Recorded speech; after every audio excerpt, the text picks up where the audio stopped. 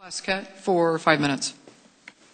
Thank you very much. Good. Thank you, Madam Chair and the ranking member, and thank you so much for your testimony, for your thoughts and ideas in this. I had so much to say, or questions that I had to ask, but I was really taken by the last line of questioning and the discussion about symptoms and what the underlying symptoms are.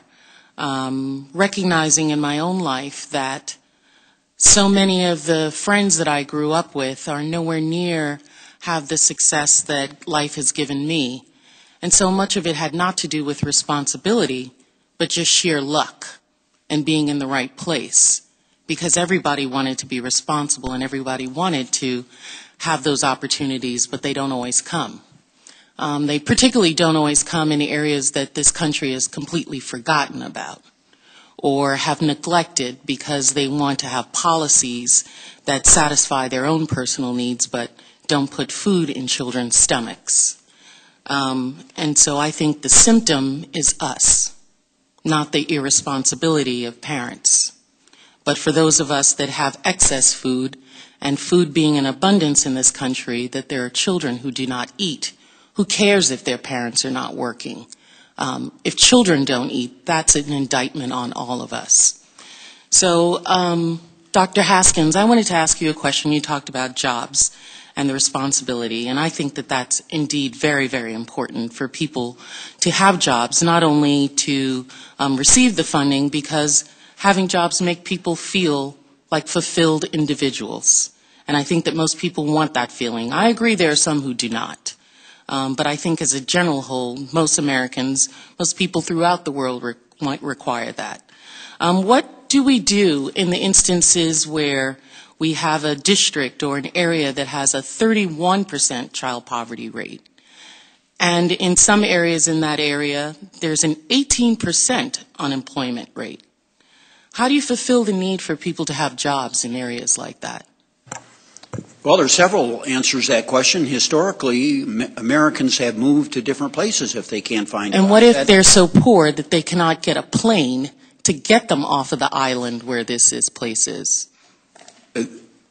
They have relatives. They have friends. There are many people who take advantage of that.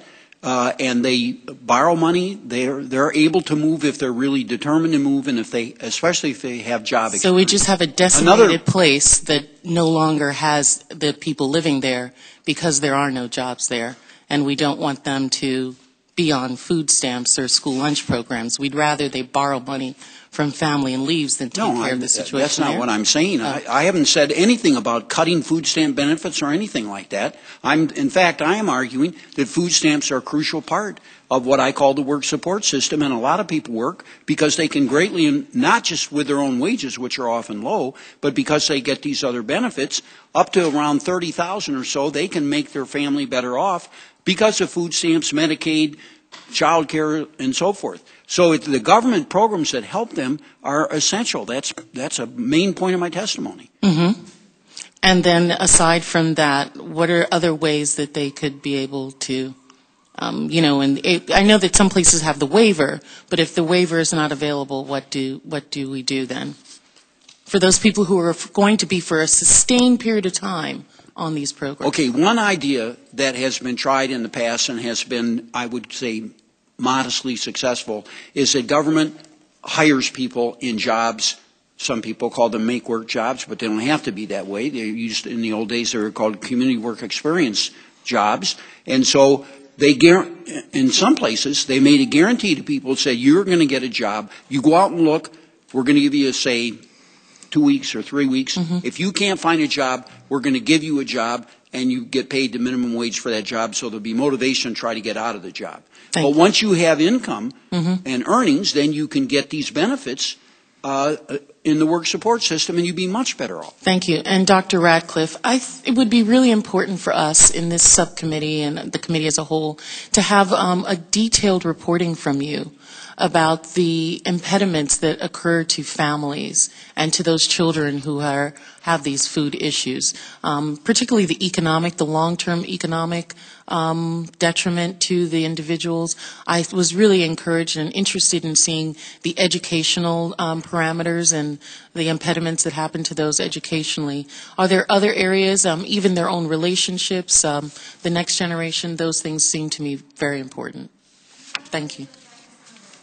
All right, thank you. So it goes back to some of what Dr. Ochoa was saying. Some of the research that we find that looks at outcomes and childhood experience, we find that children who are poor in their earliest years, between birth and age 2, that they are less likely to graduate from high school, and that's controlling for how long they're in poverty, parents' employment, other measures of family well-being.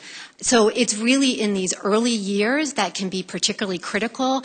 And if we're looking to sort of identify children who are most at risk, those are children who are born to poor parents and poor, less educated parents, that they are, those children are particularly likely to be persistently poor and then have these worse academic outcomes.